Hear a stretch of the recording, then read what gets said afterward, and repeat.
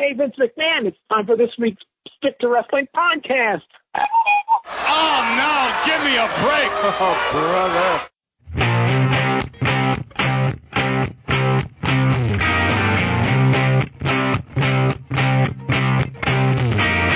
I think I'm in love with the Stick to Wrestling podcast. I want to thank Eddie Money for writing that song about his favorite podcast, Stick to Wrestling, where if every week you give us 60 minutes, perhaps indeed, we'll give you a wicked good and rawbone podcast.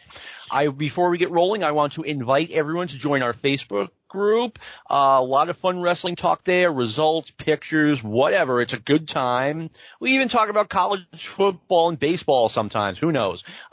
Also, follow me on Twitter. Just put in the name John McAdam and follow the guy with the Stick to Wrestling avatar, Stick to Wrestling logo as his avatar. This is Stick to Wrestling. I'm John McAdam. I think those two things are kind of important.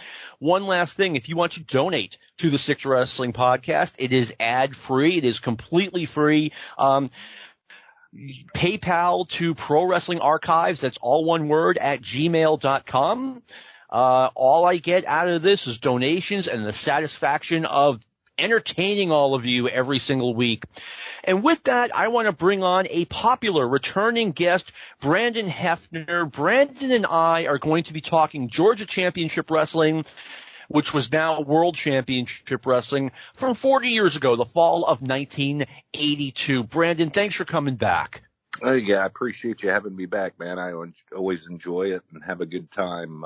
Should be a good hour here. That's the thing about Stick to Wrestling. That's why I like doing it. It is me hanging out with one of my friends talking old school wrestling. It is all, I have a good time every single week. Absolutely. There's, that's one of the funnest things I do. There's nobody else to really talk to it when you're 52 other than online and on the group. So it's nice to do it in this setting as well. Totally. All right. Georgia Championship Wrestling. Both Brandon and I got it on cable. I bet you watched it every week. I know I did. I did. And I only had one other buddy that I wasn't even that good of friends with that really watched every week. My closest friends didn't and would always give me shit at, 10 to 5 when I took off to go home. And I didn't care. I was 12. It didn't matter what the hell we were doing. I was going home to watch.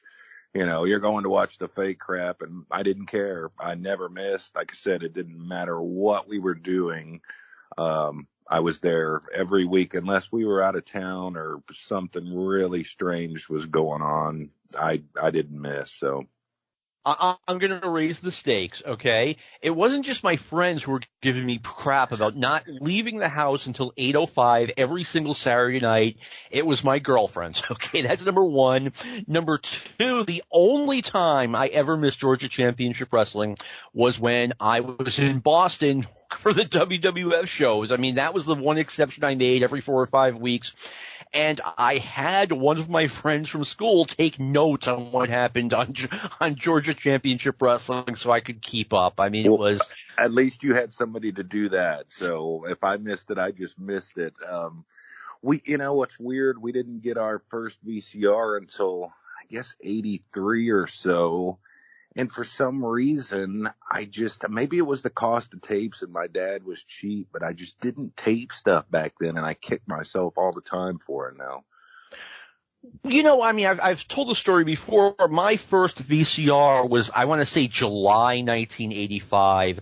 And one of my friends, after the first Battle of the Belts, Labor Day 1985, was like, hey, I recorded that. You want to borrow it? I'm like, no, I've already seen it. And, right. For taking into account what I eventually turned into, eventually meaning about a year and a half later, I just crack up over that. Hey, there's nothing wrong with it. And thank God you did, because a lot of us have got our first tapes from you. So I'm glad you did. Well, yeah, and, it was a lot of work at first, especially in 1987. I'd be getting literally 50 tapes a week from people and building the collection and doing nothing but going through the tapes. It was all fun. I can't believe that was 35 years ago. But anyway, yeah, back it's a true before I labor got of love. that. Oh yeah, back before I got that VCR in 1985, summer of '85. I mean, if I missed something, I missed it, and kind of turned my entire world around. Thank God. Sure, right, yeah. All right. Fall of 1982, Georgia Championship Wrestling. I would say that there were two really big stories, both involving Roddy Piper. Roddy had just turned babyface, turning when he rescued Gordon Soley from a raging, magnificent Muraco. Gordon and Roddy Piper always had an interesting on-camera relationship. When it was like, okay, Roddy, he's the bad guy wrestler, he's the smart aleck, et cetera, but he was always very respectful and very friendly to Gordon Soley, and Gordon was a professional right back. This is the guy I'm doing commentary with. I don't care if Tommy Rich and Dusty Rhodes don't like him. And there was such a respect between the two that, it was a shocking moment, but you could totally see, like, if a wrestler, even if it was Roddy Piper's best friend, partner in crime, Don Muraco, if Muraco went after Soley, I mean, Roddy Piper, you knew was it was no surprise when he ran in. It was a surprise to see, but it was like, of course Roddy Piper defended him. Yeah, and I literally, while I was waiting for you guys tonight, I rewatched it, and I was shocked at remembering it, or I didn't remember how manic that Muraco was, not Piper, Muraco. When he was berating Solely about, you never liked me, you never showed me respect, even, way back to Florida. You never said I was the first one to reverse the figure four and this and that with Jack Briscoe, and kind of poking him. And, but also there was the little incident right before that where he got a little out of control, maybe with Johnny Rich, and they just kind of knocked Solely over. And Piper came and kind of went to commercial, and then Gordon came back. And then they had the actual deal where Muraco's poking at Soley, and Piper actually saves him and jumps Muraco. So it was sort of a little two-part deal there. They teased it a little bit at first, I guess you'd call it. They did. They made, the first one, okay, it was an accident. Muraco should not be, getting into big fights with Gordon Soley, 5 feet away. But, all right, it was an accident. And when Piper made the save, it was almost like, at first Roddy was trying to just calm Muraco down. Hey, calm down. And then it exploded, and, Muraco shoves Piper, and Piper starts pounding on him. It was great. Yeah. Well, Muraco tells him to take a walk, and then turns around and slugs him and goes after Gordon, and then Piper's on his back. And I was laughing because it was kind of all huge names out there during the pull apart, except for Chick Donovan. And I just kind of chuckled. It was like, one of these things is not like the other here. And Chick was fine. I'm kind of kidding, but, it was Mass Superstar and Sawyer and Ole and all the huge names. And then Chick out there too. I just kind of chuckled at that. And then Ole Anderson the next week, Piper accidentally gets in a little, in the fracas, Ole gets like shoved or something, and he comes out, he keeps demanding an apology from Roddy Piper. A lot of people think I don't like Ole Anderson or something like that. Ole was great in this role. I mean, he was fantastic. Just, hey, I want an apology. And Piper's like, no. Yeah, and that's classic Ole, the curmudgeon, and just always demanding respect. And it was perfect Ole. It was exactly him, and just kind of what you expected out of him. Now, the second biggest news probably of fall 1982 also involves Roddy Piper. He got fired right around October, November. I tried to figure out exactly when it happened, but I couldn't. Ole Anderson fired him because he and Tommy Rich were showing up incredibly late every single night. I mean, to the point where, you know, they're in the main event or the main event and the co-main event, and they're having to drag out the first 4 matches because they haven't even arrived at the arena yet. And, you know, someone was going to get it, and it was Roddy Piper. Yeah, you know, just taking a quick glance at his last Omni card would have been October 17th. He faced Kabuki, and then he's kind of gone, it looks like, even from TV right after that. He did the October 3rd versus Abdullah, actually. I guess Ole brought Abdullah in, or whoever did, and that was a double DQ, and then Kabuki, and then he was gone at least after the 17th of October, so I think your timeline's pretty spot on. Yeah, Ole did bring in Great Kabuki. Roddy Piper offered Abdullah the Butcher. Ole brought in Abdullah the Butcher. Roddy Piper had brought in Abdullah earlier in 1982 and gave him $5,000 to take. I don't remember who out. I think it was Dusty Rhodes. And then Ole Anderson doubles it. He offered Abdullah $10,000 to take out Roddy Piper. And it was so funny. Gordon's on TV talking about how Ole and his money rarely get separated. So this really is a big event. It felt like Gordon was kind of nudging on Ole just a little bit. Absolutely. He was letting a little bit of the cat out of the bag there, and the people at home had no clue what he was talking about, but he was right on the money. I remember watching it and just thinking, okay, typical heel stuff, but no, that's the truth. But yeah, you know, at the end of the day, I have given Ole a hard time for firing guys at times. It felt like his hand was very quick on the trigger, but here I cannot blame him, and I can't think that Piper and Rich were not warned. And if these guys are, you know, borderline no-showing every night, you got to do something. Yeah, absolutely. Even somebody of Piper's, you know, stature. And it's funny that, you know, there's always been stories, but, you know, it seems like maybe that's the only place he pushed it that far. And perhaps by 82, he learned that he damn well could be replaced if they wanted to, no matter how hot he was. So, you know, maybe it happened in the WWF and then in Mid-Atlantic late, you know, the next year, but it seems like maybe it calmed him down a bit, at least as far as showing up super late. And then on the other hand, it was probably not good to have him and Tommy Rich running around together because they were both, you know, known to have certain proclivities or whatever you'd like to call them. And they probably had a little too much fun together.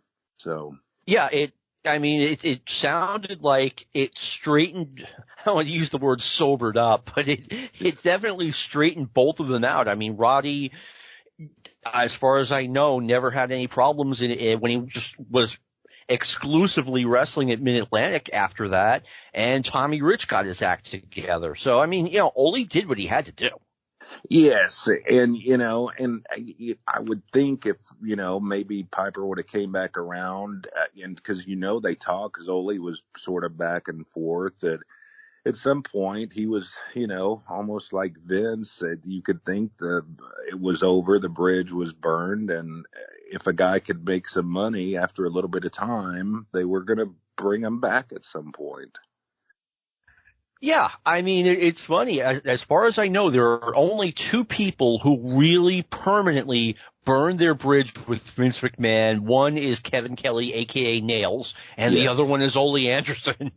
Yes, well, one was a physical assault on his own body, and the other evidently a verbal assault on his wife and himself. So, and that sounds just like Ole, so I can buy that happened completely. When I first heard about the story, I half believed it, I half didn't believe it. And then there it is in Ole's book. Yeah, I did it. Like, wow. Yeah, I mean, he was just, and I can understand being that mad, but the things were changing, and Ole was going to do it too. He had the drive, and he had the TV. He didn't need all the syndication packages. He had one station that could do what, 80 local channels could do, or 100 or whatever. So, it was a crazy time.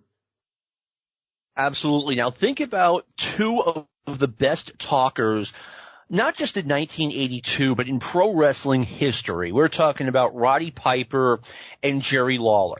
And all of a sudden, Jerry Lawler starts sending in tapes from Memphis, verbally attacking Roddy Piper. And I mean, they set up like this awesome feud, and it never happened because, Piper got fired. Tommy Rich wound up taking his place at the Omni against Jerry Lawler. But I mean, talk about a feud with unlimited potential. Yes, that would have been amazing. And the best part was the Lawler was coming in, half expecting to be the babyface. And I loved his indignant, demeanor when he was in the studio. Why aren't you cheering for me here like they do in Memphis? I don't understand this. And it's sad that didn't get off the ground. And that could have been really cool. I'm sure the Lawler Rich match at the Omni was cool. Evidently it was a no contest, but people had seen that a bunch, not in Atlanta necessarily, but they definitely had in Memphis. So, but yeah, that would have been amazing. And the promos themselves would have, possibly been more entertaining than the matches. You use the word amazing. You know what I think would be amazing? If we had some of the audio from the Roddy Piper, Jerry Lawler. We have it? Oh my God, we've got some audio for educational purposes only. Let's hear some of the Roddy Piper, Jerry Lawler feud with Jerry Lawler in the Atlanta studio. Nice. Piper seems to have become a target for people of late, and a lot of them have come up against you and failed. Well, I've been lucky enough to been winning. I toned down a little bit, I'm trying not to be such a smart aleck. It's not so easy for me, and so all of a sudden I got all kinds of people coming after me, and they make me come out here again, and I got to listen to something that's this Jerry Lawler, the king of wrestling from Memphis. He sent another tape in here and another wrestling match, and I'm going to have to sit here and be humiliated and listen to it. So I'm going to go ahead and sit here and listen to it, and then I'll talk to him. Fair enough. Let's take a look then and listen to Jerry Lawler and a match of his. Well, there's a gentleman that we're going to be seeing in action momentarily who is known as the king of wrestling. I'm referring, of course, to Jerry Lawler, a man that I've had an opportunity to watch wrestle all over the country, and welcome to World Championship Wrestling. Thank you, Gordon. I heard you say that you have had an opportunity to see me wrestle all over the country. Unfortunately, everybody hasn't had that same opportunity. I am known primarily as the King of Memphis. I make my home in Memphis, Tennessee. Very proud to be from that great city, and I have dominated wrestling there for years, Gordon. Well, there's no question about that. That's true. Okay. Now what I figure I'll do is just kind of spread my domain, you know what I mean? I'm going to branch out a little bit. I'm coming into the Atlanta area and just going to be going all over the country. And, it's just as simple as this. I plan on becoming not only the king of Memphis, but simply the king of wrestling, Gordon. And, when I came into this area, everybody told me that there's already a king down here. There's already a man who's considered to be the top dog or the big wheel, And so I said, well, who could this man be? And they said, well, it's Roddy Piper.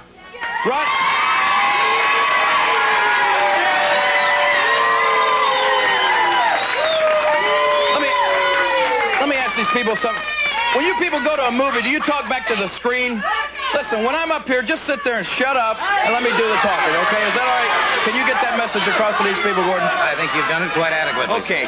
What I wanted to say was, everybody considers Roddy the Piper the big wheel around here. Well, I don't get to see this television show very often because I am traveling around the country. But the few times that I did see it, I saw Roddy Piper on here he wears a dress sometimes? No, kilts. Kilts? He's a Scotsman, yes. Scotsman. Wears a kilt. A dress. No. Same thing, right? Well, no, that's a matter of Well, anyway, he was always running his mouth. Every time I saw him out here wearing the little dress, he reminds me of that wimp Andy Kaufman that I put in the hospital up in Memphis, you see. I said the same thing, and the same thing goes true about Roddy Piper. When he was born, his mother wanted a girl and his father wanted a boy, and they were both satisfied. Do you know what I mean? Now, that's what I think of Roddy Piper. All I can say is this. Why is Roddy Piper not here today? He's supposedly the head man of the area, the big wheel, but he's not here conveniently because he knew that I am here, right? I came looking for Roddy Piper. Roddy Piper is conveniently not here. Do you have any idea where he is? No, as a matter of fact, I don't. But I'm sure that he has an excellent reason for not being here. And I'm sure you consider yourself that reason.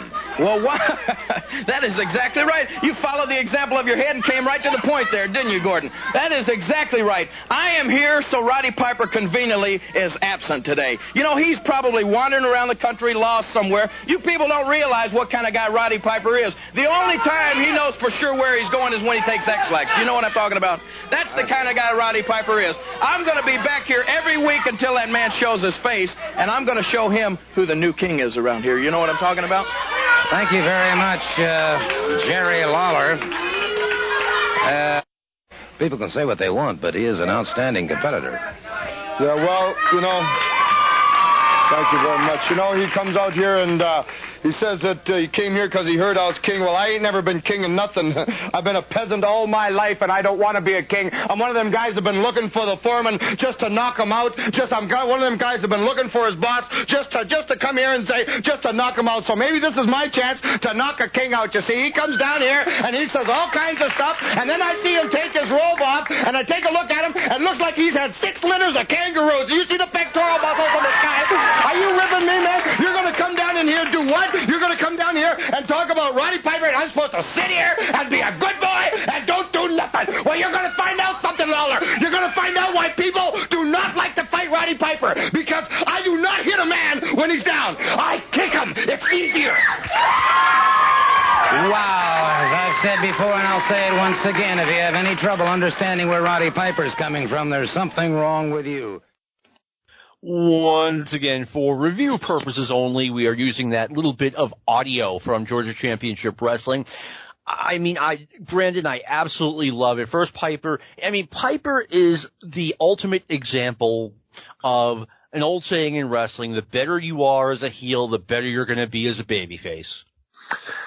He proved it sort of just in that one interview. He started out pretty much completely babyface, and then just turned it in half a second and went the complete 180, and was great, and Piper's always awesome. I love the litter of kangaroos line, and I used to love the dun-da-da-da, the parquet or whatever he used to do with his hands with the crown and the butter and all that. But yeah, it was just really, really good, and it's too bad that didn't happen. It really is. I love it when Roddy says, I guess I have to sit here and be humiliated by watching these clips. I was like, okay, Rod. Yeah, exactly. Now, when Lawler, and I got to see it, you guys got to listen to it, when he's like, I hear there's already a king here in Georgia. Who could this man be? And then Roddy Piper, and then the fans explode, as you heard.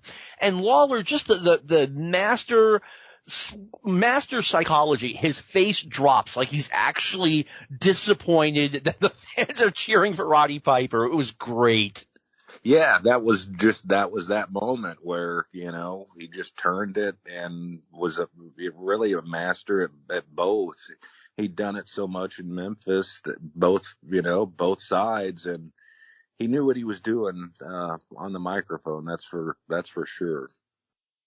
You know, one thing I loved about this show, and when they got rid of the studio, I understood why they did it, because it looked really minor league compared to the WWF, who had gone national and, you know, looked very major league on television. But I absolutely loved the atmosphere in that studio. It was unique. Florida was not like that. Mid-South was not like that. Obviously, the WWF and AWA were not like that. I mean, it was like being at a high school basketball game. The fans, you know, they would sometimes cheer so loud or chant so loud that you had a hard time hearing the wrestler on TV, but that wasn't a negative. To me, I thought it was the greatest thing ever. Yeah, they were unlike anything. I mean, the wildfire chants and pretty much all the big baby faces, they went completely nuts. And you're right. Florida wasn't like that. They would make noise and it was loud enough, but I guarantee when people had that studio rocking, when there was, you know, a big brawl or the two big names in there, those guys didn't have to worry about anybody hearing them calling a spot or anything, because that place was loud. It's a place I absolutely wish I could have experienced. And again, I understood why they had to leave it, but I mean, I definitely miss it. And it actually wasn't the same when Crockett took over in 85 as it was like 81, 82. No, it wasn't. And I'm the same way. And I mean, I get it's because I'm old and that's what I grew up on. And that's what I liked, but that's what wrestling was every Saturday. For everything that I could get, it was all, you know, the studio audiences, and you knew that they had matches at arenas, but you had to go pay for that. So that was part of the psychology of it too. You know, you understood that they also were in bigger places, but this is, you know, how you watched and whatever. So except for the MSG telecast that I got, everything I watched, you know, was in a studio. So when that's all you know, that's all you know, you know.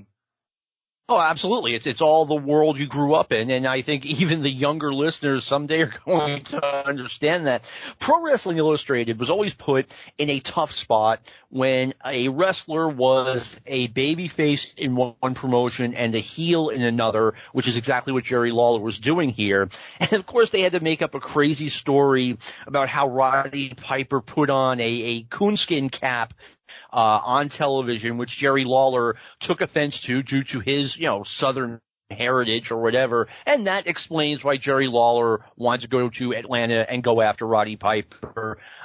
Maybe they should have ignored it. I don't know. Well, they should have, because the people in Memphis had seen Jerry enough. I mean, switch on a dime. They knew what he was like. I mean, they would have just thought, hey, he's our ass kicker going down to kick their ass kicker's ass. So makes sense. They wouldn't have had a problem with it at all, I don't think.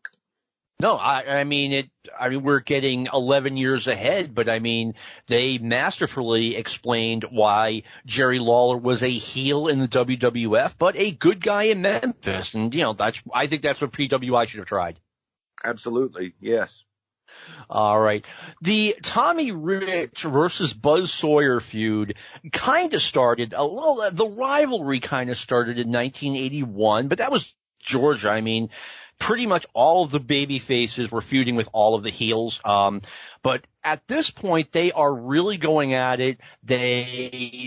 Buzz Sawyer power slams Johnny Rich outside the ring and injures him. And now the Buzz Sawyer versus Tommy Rich feud is going on once again. What were your thoughts on that feud in general, Brandon? I loved it. And that was one of the biggest clips that I wanted to see again when I ordered my first tapes from you. And as we're sitting here doing this, I'm actually got 1982 Fall Georgia playing, so I'm kind of watching it. And the clip I think it's from Chattanooga. It is. Tommy runs in with the trash can, or one of them does, and then they're fighting out on the stage. And it was just it was brutal and hardcore before that was really a thing yet, you know. There'd already been the Patterson Slaughter Alley fight and all that, but that was just kind of a lot of blood with, you know, not a bunch of really hardcore stuff, but that was just a fight in the dressing room. And I loved it. I loved it all the way up to the end. I was tired of it by the end, but at the time I was 12, 13. I loved Tommy Rich. I loved Buzz Sawyer. I loved them both. And at the time you could not have convinced me that those two guys were good buddies and running the roads and doing horrible things. You know what I mean? So I loved it. I thought they were incredible. Yeah, I thought the same thing. Believe it or not, I was like 17, 18 years old, and I loved Tommy Rich. I thought Tommy Rich was great. I thought Buzz Sawyer, I did not like him. But the feud, even without any, like, outside influence, like, I wasn't getting the Observer or anything like that. By the time the feud continued well into 1983, I was tired of it. I was tired of both that and the Von Erich's Freebirds by fall of 1983. And to me, it was obvious when they did the cage match in Atlanta, like the last battle of Atlanta between Buzz Sawyer and Tommy Rich. I'm like, okay, they're squeezing in one more of these matches, right before Buzz Sawyer turns babyface, and that's exactly what happened. Yeah, and then they teamed the next card, I think, or the one after, and so, yeah, it definitely went too long, but Buzz was just so intense. That's what I liked about him. I wasn't a heel fan yet, so I guess I'm sort of looking back with my eyes now. I was definitely cheering for Rich during the feud. I think it was his intensity as a heel. There almost wasn't anybody like him. Orndorff was sort of had that kind of same intensity, not as manic or anything, but just that intensity made every move look devastating and killer. Yeah, one thing I liked about Georgia is, Dusty Rhodes came in every now and then, and, Dusty was Dusty, okay? He did that kick-ass babyface interview. Tommy Rich had his own style, which I thought was fantastic. It got over, obviously, in Georgia. It got over with me as a kid in New Hampshire watching it. And then you've got, Paul Orndorff, who is the consummate, just professional, soft-spoken, just goes out there like he's a regular athlete. They had guys, Butch Reed was a little bit more intense. You had guys across the board. It made things interesting. Yeah, it helped so much for guys to be able to move around and to keep things fresh. And you never knew from week to week who might show up, at the podium with Gordon. And it was like that, not as much in St. Louis, but everywhere. And that's why guys, to me, were so much better. They worked every single night of the week pretty much, except Sundays or whatever. In some territories they did. But they worked with different guys every single night. They were in front of a crowd every single night, listening to what they wanted. They knew how to. It was just a different art back then. I just loved that so much more. I understand why it's different now, but it just kept things so much fresher when they were able to mix it up like that. Oh, totally. This isn't about Georgia, but Boston got different WWF shows than Madison Square Garden, and and Philadelphia got different shows than either one of those two cities, and Pittsburgh and Baltimore had their own shows. Yes, eventually you were going to see, if it was 1980, we were going to get Ken Patera against Bob Backlund in every city, but, the undercard was different, and you could see, maybe Patera versus Backlund in April, whereas Boston would get it in July. Yes, exactly. They staggered it out, and that's one thing that Senior was really good at, booking those giant buildings so far in advance and staggering out the feuds that way. And it was so nice for them to be able to bring heels in from the territories, rotate them through all the cities, and then back out to the territories. It was, just like a little conveyor belt or whatever. And boy, it worked for a long damn time. It did. Hey, thanks for the run. We'll see you again in 2 or 3 years. Maybe. Okay, one thing I liked about Georgia is you had the NWA champion, clearly the top guy in the sport, but there was a top guy in the territory, and that was defined almost by who had the national heavyweight championship. In this case, the championship went from, it went from Super Destroyer to Paul Orndorff, back to Mass Superstar, and then back to Paul Orndorff. Do I have that lineage right, Brandon? I believe so, at least from the Georgia record book. And this was all from like the end of August I think it was August 29th is when Super Destroyer won the round robin tournament, and then Orndorff beat him at the next Omni card, then Superstar beat Orndorff at the next Omni card, and then Orndorff took it back at the next Omni card. So they did a little bit of hot potato with that for a short little bit. And that was something I liked about Georgia Championship Wrestling. If you were watching, let's say, the WWF, title changes compared to the other territory were quite rare. The tag team titles changed hands twice a year. The Intercontinental Championship maybe once a year. WWF Championship wasn't moving. On any given Saturday, you could tune in Georgia and, hey, we have a new national heavyweight champion. And it could, and as the words came out of Gordon's mouth, you're guessing who, because it could have been any of one of 5, 6, 7 guys. Yeah, absolutely. And that did make it very exciting. And, when the Georgia title was still around, it was kind of even more so. I guess I did like it when they merged those two belts because they were kind of on, same par or whatever you want to call it. So it was nice when they just merged them both into the national title. That was a good name, I thought. And, it was up there with the U.S. belt at Mid-Atlantic. And I kind of felt above, the Southern title in Florida and, the North American title and, Mid-South. But, that was just my perception.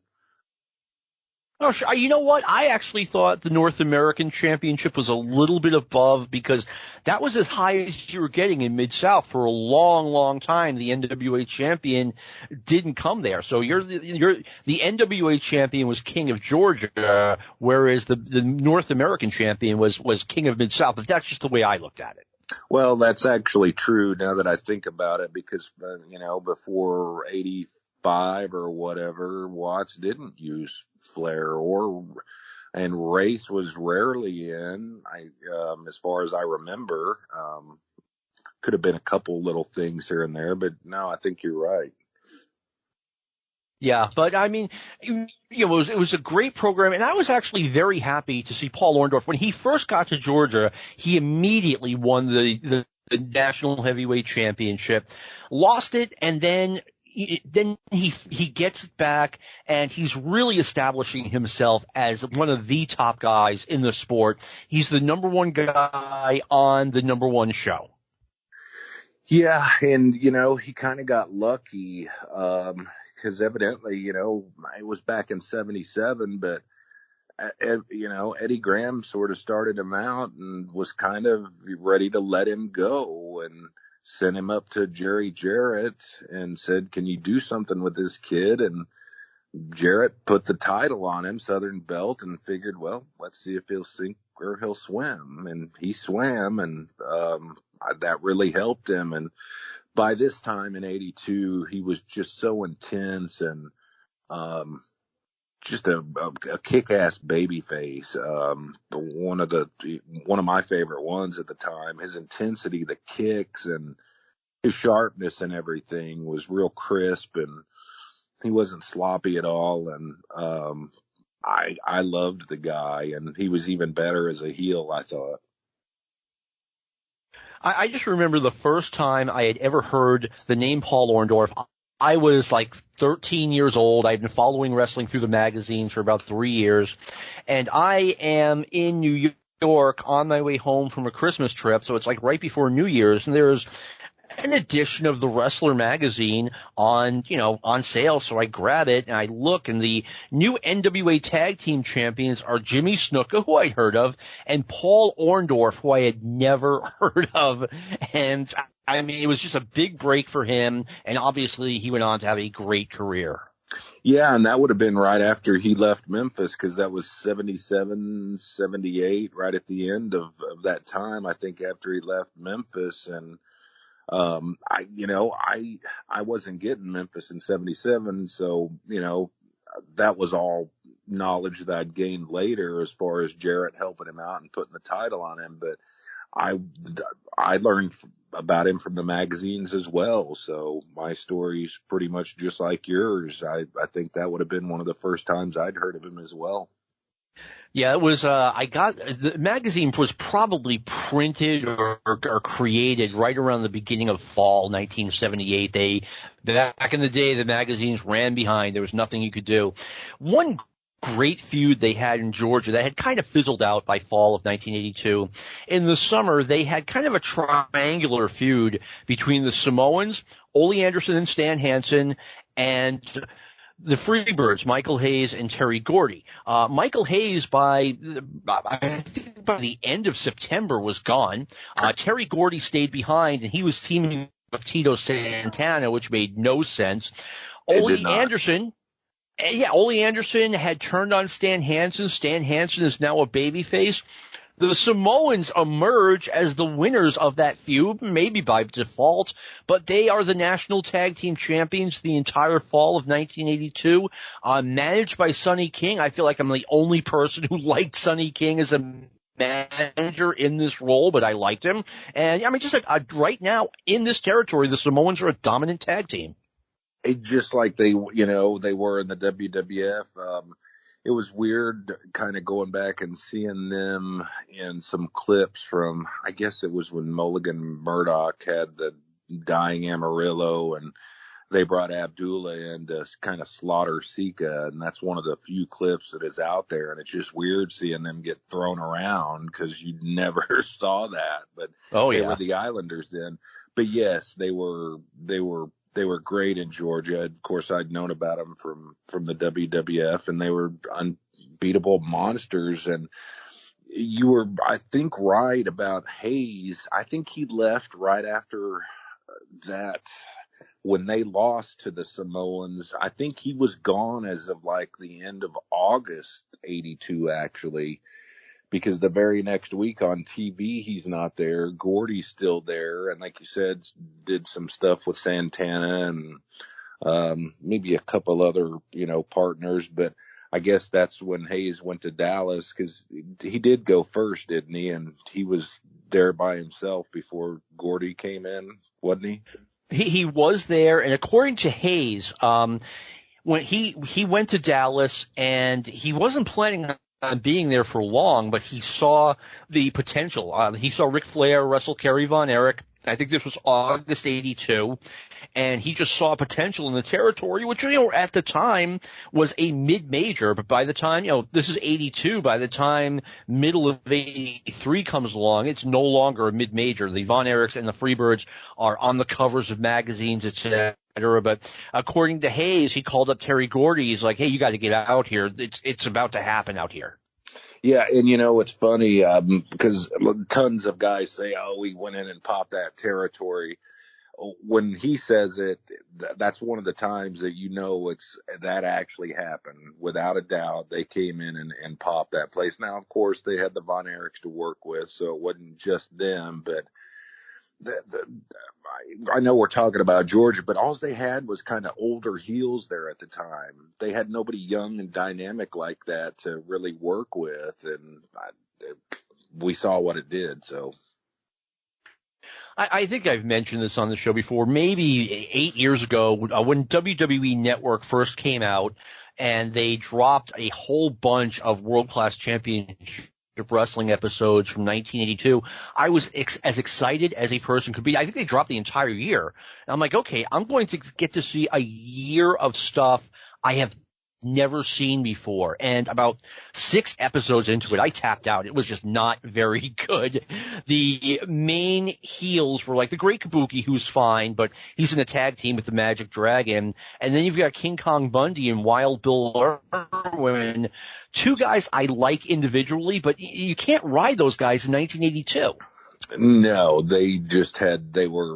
no, you're absolutely right. So they needed some younger heels to come in and do it, and they really did. And you're right about that show. The show that I wish they would put out was the Championship Sports Saturday Night Wrestling show. That's where I think most of the cool stuff really happened for as far as world class goes.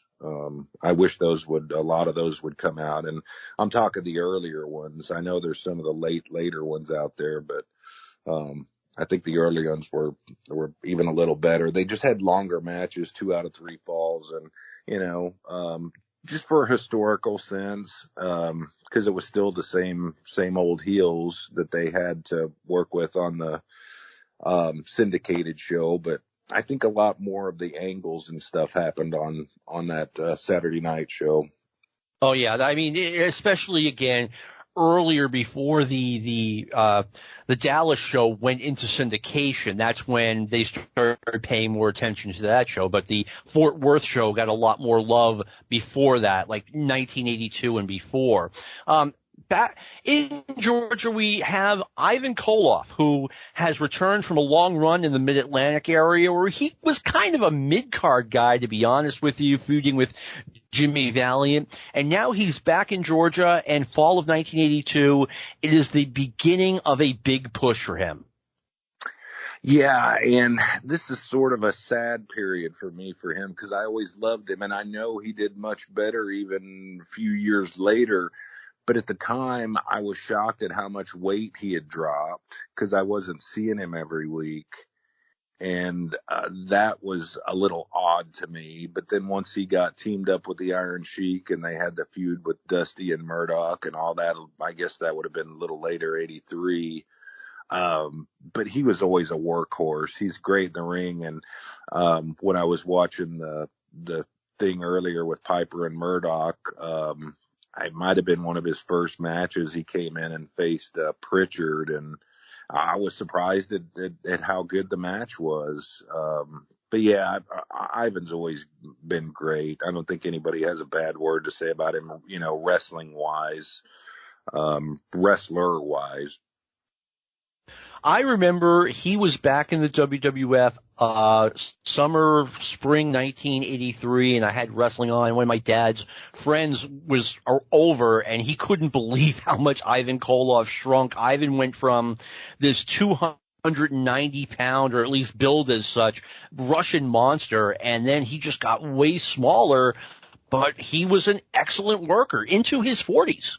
Yes, that's why I said, it was weird, because this was just 82, and I'm like, he's so much smaller. And then you think even in 86 and stuff, how much a big part of Mid-Atlantic and he was at the time. So he still had a lot of damn years left in him even at that point. So what did I know as a 12-year-old? I guess I was just kind of saddened to see him that much smaller, but he was still kick ass, and he was a great worker. He was always moving, never boring. And I always loved the top rope knee drop to the face. I was a little disappointed in his, feud with Backlund, but everything about 83 Backlund kind of disappointed me. But I digress. So.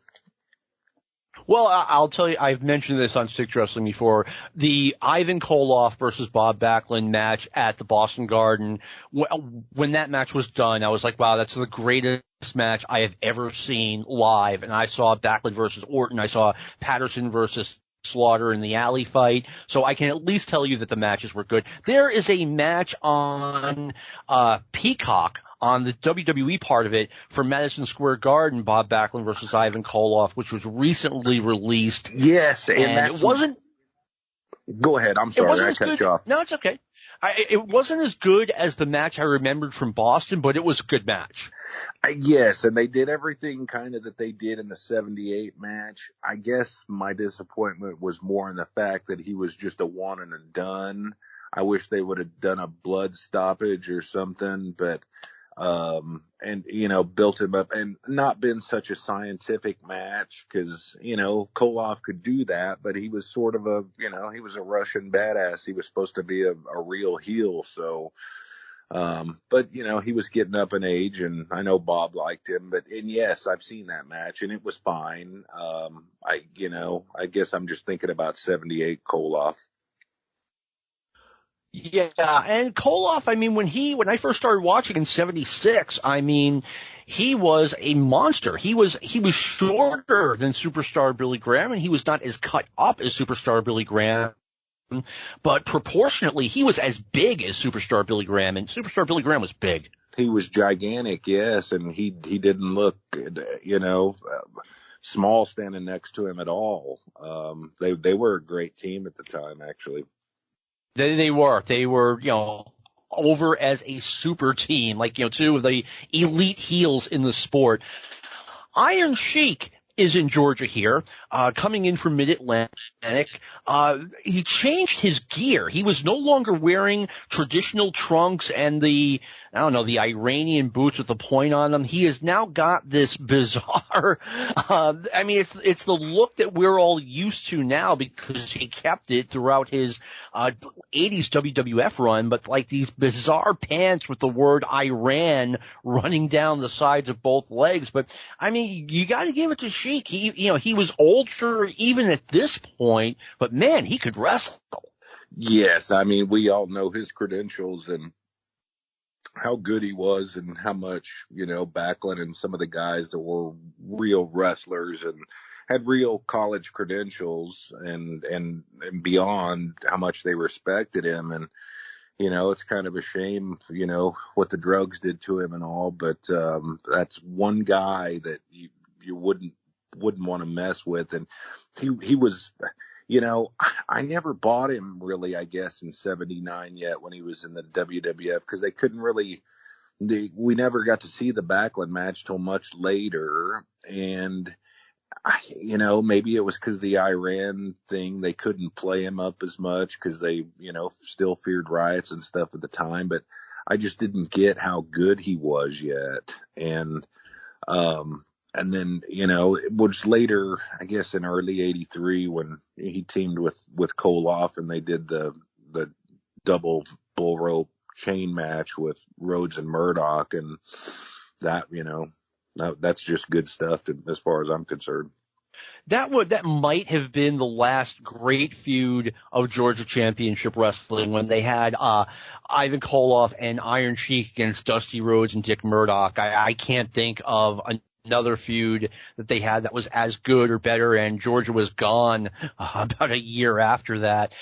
Okay, Georgia has two young guys wrestling here that looked like they had great futures. In reality, it just didn't happen. But Brad Armstrong looked like a future star. Like you could tell he was one of the youngest guys out there. I think he was only like 22, 23 and moved great. It looked like he had some growing out to do, as far as personality goes, but he looked like, and I miss this kind of wrestler. It's like, okay, he's young. He doesn't win all of his matches, but he's going to get better. Yeah, I thought the same, and he was great and it was sort of like the Tommy Rich thing. He was really good at fighting out from underneath the bigger guys. He had that real fire in his comebacks, and the people bought him, and the women loved him, and I liked him too. I thought he was kick-ass enough for being a young guy, and I admired his dad. I loved Bob because he was definitely an ass kicker. And it's just too bad, that he wasn't able to project the personality that he evidently had around everybody else. He just couldn't make it come out and grip the camera or the people.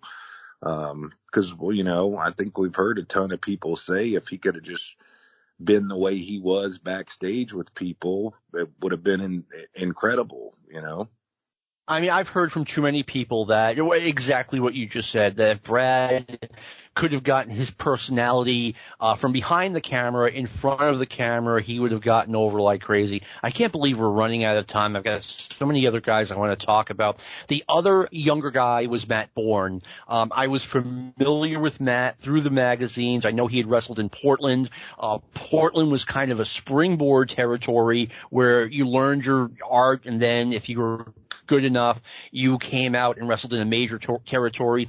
Matt Bourne was another guy that, I mean, I always thought he could have been more than he was, but then again, you hear about the behind the scenes stuff with Matt Bourne, and you kind of, okay, that's what happened. Yeah, I mean, I definitely bought him as a pretty tough guy at the time. You know, I don't know if he was actually, but it definitely came across to a 12-year-old that, you know, I would have been afraid of the guy.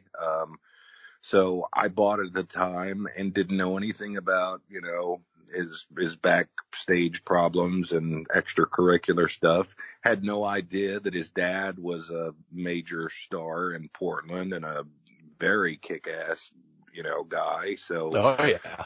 He could have definitely been better, and I think he's probably lucky, and you know, it's good, and he made money with the Doink run, so at least he got that, I guess. You know, I don't know. No, that's a good way of looking at it. He did achieve some stardom as Doink, and for those unaware, Matt Bourne was in. They would, beginning of 1983, team him with Arn Anderson, with Paul Ellering as their manager, and they were scheduled to be the tag team champions and get a nice run with the titles, and Matt ran into some legal problems where he couldn't enter the state of Ohio anymore, and that was the end of that. Yeah, and that's too bad because they were a great team. And what's funny, too, and I was going to mention it earlier, I think Jim Verderoso showed up for the first time in the fall of '82. Looking at my book here, he was at least did a couple of the squash matches, and I know, you know, that was Arn's, you know, first name. Why they didn't call him Marty Lundy at the time, I don't know, but he came in, I guess, you know, during the fall of '82, since we're speaking about the fall of '82. I had forgotten that he had come back, or he had entered under that name, but you're right, he did. Arn was a guy it took me a while to get warmed up to, believe it or not. I thought when I saw him in '83, I'm like, this guy's boring. You know, because he's Ole's, I bought the story, because he's Ole's nephew or whatever, he's getting a push. And I thought the guy was boring. And then when he came back in '85, it was like watching a star being born. I absolutely love the guy. Yeah, I mean, something clicked along the way for him. Somebody told him something, he picked something up, but you're right, something changed and clicked for him in that period where it came out, and boy, he wrote it for all it was worth. I mean, on one of the all-time greats for sure. Yeah, I think so. Two guys that I cannot stop this podcast without talking about. The Super Destroyer. He was the national heavyweight champion. He was over in this territory. The day of masked wrestlers being over was coming to a close. I wasn't aware of it at the time, but that gimmick had kind of run its course, despite the fact that Georgia was pushing at least two masked guys, Masked Superstar and Super Destroyer, and sometimes the Assassin would be with the three of them. But I mean, I always bought Super Destroyer as a top guy, even though he really didn't get over anywhere else. He was a mid-card guy in Florida. And then after this tour, he wound up in Mid-South and was a mid-carder there. He went to World Class and was part of a tag team, and then he finally dropped the gimmick. But in Georgia, for whatever reason, he managed to make it click. Yeah, and I really liked him, and I think maybe having the Masked Superstar around helped him doing that tag team. Because as much as I did like Superstar, the masks or the Super Destroyer, the Masked Superstar was just, to me, several levels above him. But they worked great as a team together. They're both gigantic dudes. They were devastating. And so maybe the fact that E was there to maybe help him a little bit, I don't know, helped him get over a little more. I don't know, but I liked him too, but not as much as I did the Masked Superstar. You just made an excellent point, Brendan. Whenever I saw the Masked Superstar and the Super Destroyer as a team or doing an interview together, Masked Superstar was Batman and the Super Destroyer was Robin, no question about it. Yeah, and God, Superstar's interviews were just so good. He had that Buddy Colt thing where he never had to really raise his voice, and you believed every word he said. Yeah, totally. All right, I said 2 more guys. I actually meant 3 more guys. Well, 1 tag team and 1 singles guy. The Moondogs were an interesting addition to the Georgia roster. They were managed by someone named General Homer Odell, who got a brief but kind of big push late fall into the winter. But I just they really did. They were here, but they didn't seem to have a role, and it was odd because the Samoans were the tag team champions. So I mean, I just didn't understand their role, and I still don't.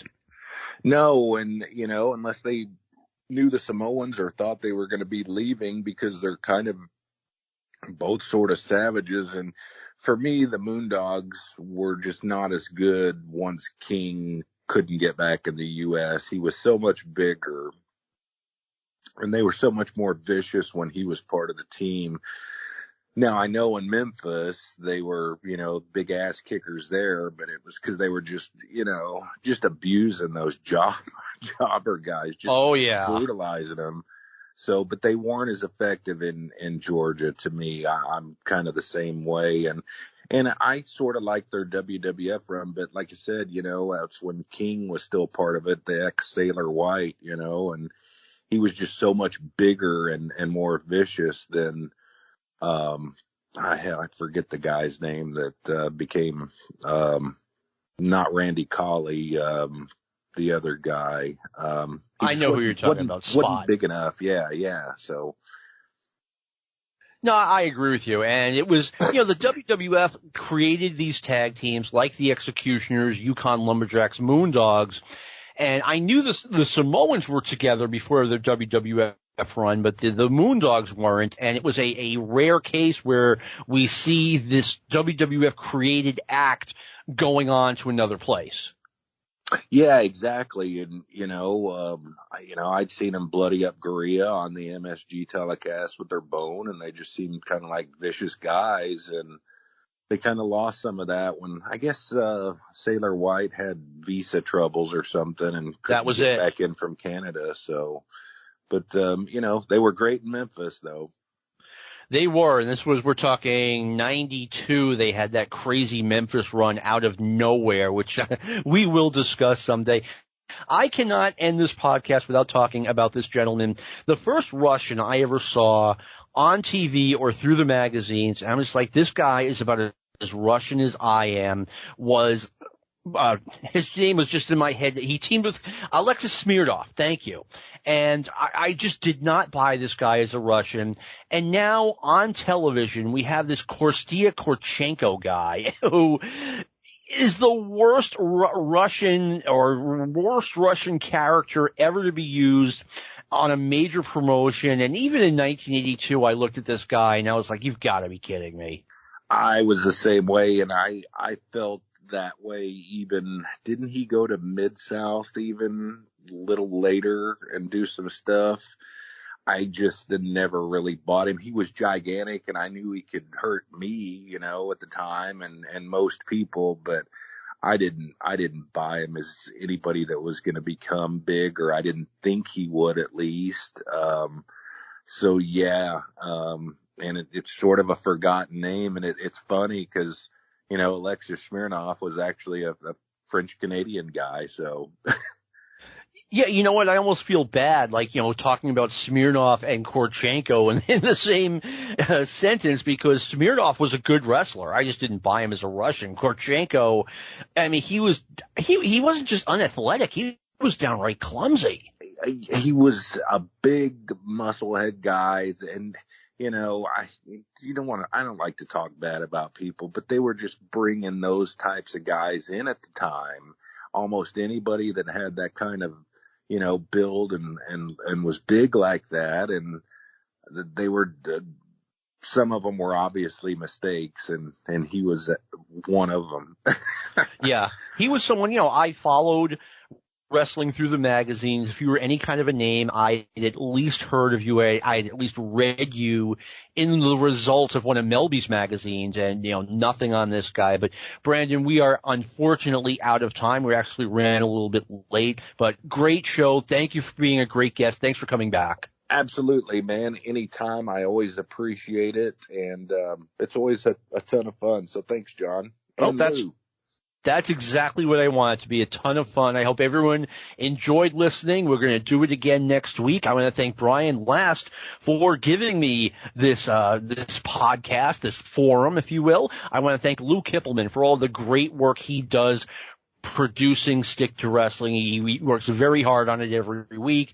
By the time you'll hear this, Lou will still be in Las Vegas partying with the cauliflower or the CAC, whatever it stands for. And I hope he has a great time out there. And this has been a production of the Arcadian Vanguard Podcast Network. Go Vols. This concludes our podcast day.